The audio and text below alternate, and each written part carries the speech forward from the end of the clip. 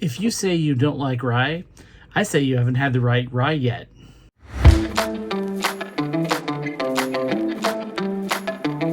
Hey, Whiskey Outpost, it's Chris.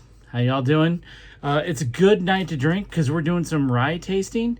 And let me tell you that rye is really hard to say after you've had a few ones. So probably not going to say that again. But no, what we're really looking at tonight is what should you drink if you are a beginner to the rye world. For me, I've been drinking a lot of ryes recently because I like the flavor, I like the extra heat, I like the spice, I like what they're doing with it, and we'll kind of talk about some finishes that we're using with it. But not everybody feels that way. A lot of people kind of have this reaction to that spice and they don't like it.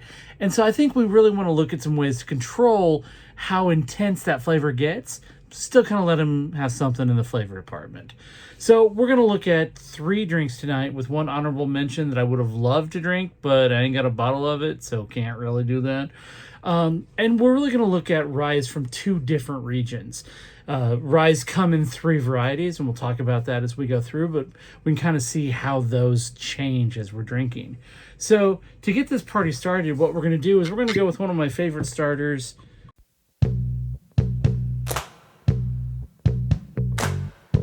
No matter what, I'm going to pour a little glass of Wild Turkey 101 Rye, which is 101 proof. Shocking, I know. This is going to be the least proofy of everything we drink, but in general, this comes in at less than $30, and Wild Turkey 101 bourbon and rye are just really good ways to have a nice night.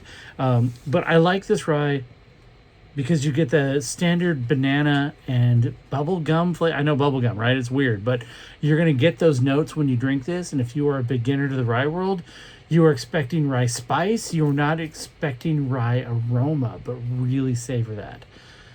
Because this comes from the Kentucky region, because that's where Wild Turkey is, you know, these things are going to be kind of spice forward, but you also get a lot of the banana, and it's really, really very pleasant. Yeah, so all of that sweetness on the nose comes through on the palate. The banana's there, the bubble gum is there. It's just a really nice drink. And, you know, if you are trying to get into ryes, you know, Wild Turkey 101 is great. You can buy a bottle, and if you don't like it, you can send it to me because I'll drink it and I'll toast you on air. It'll be fantastic. Also at this price point, if you could find it, so this is a bonus content. Rittenhouse Rye is also very similar to this. It's still got that, it's from the Kentucky region. So it's going to be rye forward, rye spice forward, but it's very smooth and it's 100 proof because I think it's bottled in bond. So yeah, it's not going to beat you up. Because as we drink, we're going to get a lot higher on the proof scale. Let's go to the next drink.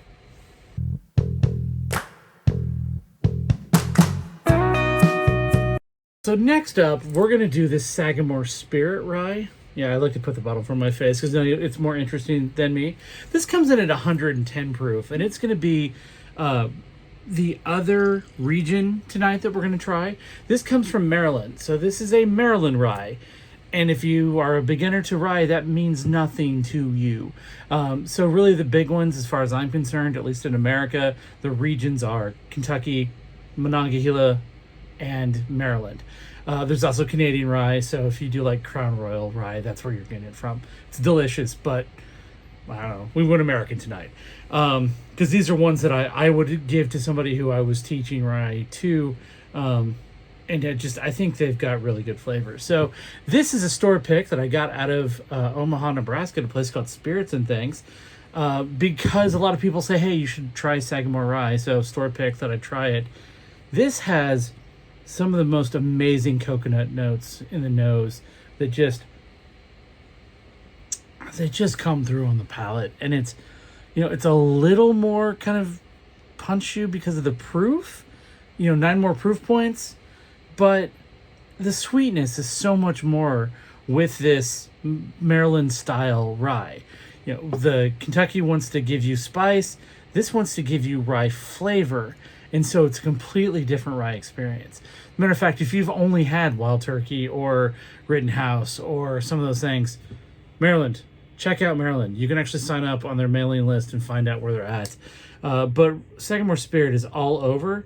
And yeah, I would just go for something maybe a little bit less proofy than 110 to start and have a really good drink.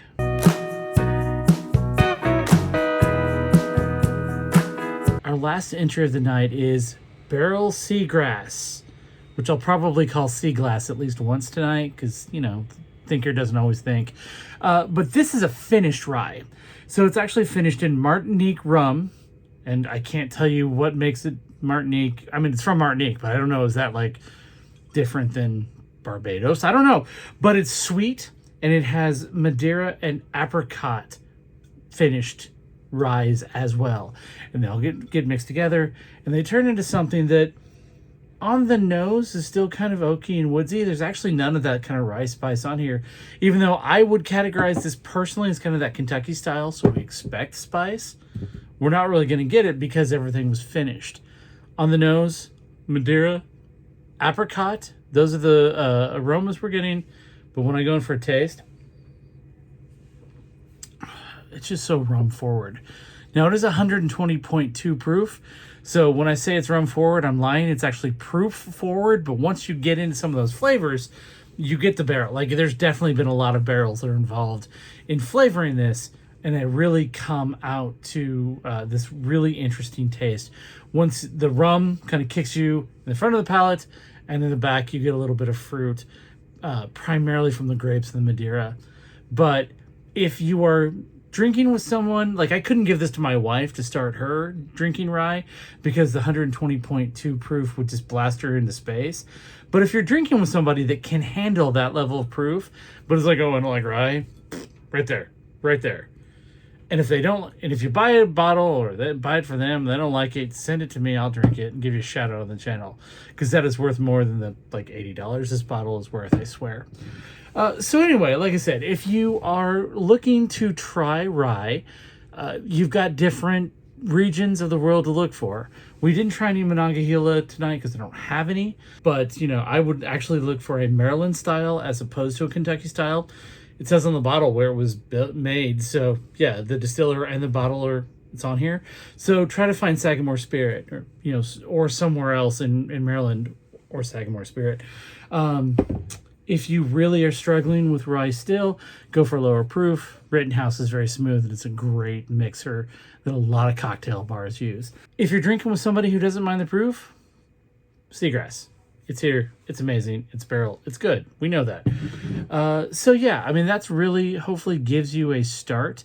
There's a whole world of ryes out there and they provide something very interesting that you're not going to get from, you know, a bourbon or, you know, anything else. I mean, it's a flavor all its own, that spice, that banana flavor, that bubblegum, which sounds weird, but it's good to drink. I think you'll like it. I think you should like and subscribe. You should do all that, and I think I'll see you next time. See ya. Bye.